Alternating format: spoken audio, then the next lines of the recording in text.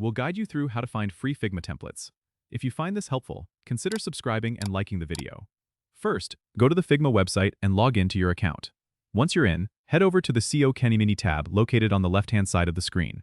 This is where you'll find a treasure trove of resources shared by the Figma community.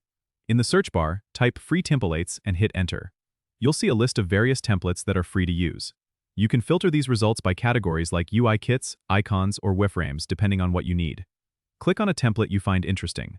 This will open up a preview page where you can see more details about the template, including its creator and any usage notes they might have shared. If you like what you see, click the duplicate button on the top right corner. This will add a copy of the template to your own Figma dashboard, allowing you to customize it as you wish. Another great way to find free templates is by joining Figma-related forums or groups on social media platforms, where users often share their latest creations and resources. Remember to always check the licensing terms of any template you download to ensure it fits your project's needs. Don't forget to subscribe and comment if this helped you out.